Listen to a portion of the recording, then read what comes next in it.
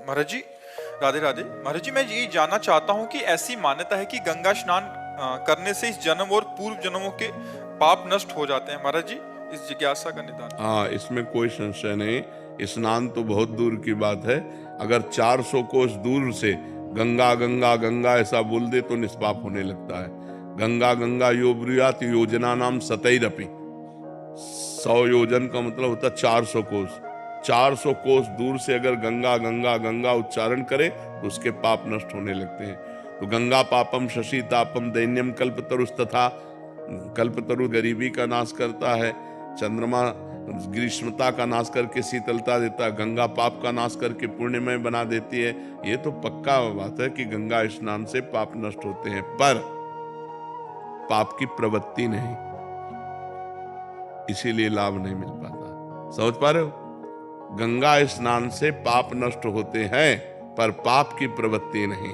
भगवान के भजन से पाप की प्रवृत्ति का नाश हो जाता है। तो इसलिए गंगा को भी पवित्र करने के सामर्थ्य भगवान के भजन कर। तीर्थी कुर्वन्ति तीर्थानि, जो निरंतर भगवान के नाम जप में डूबे हुए, भगवान के ध्यान में डूबे हुए, वो गंगा में चरण रखते हैं तो गंगा निष्पाप हो जाती है।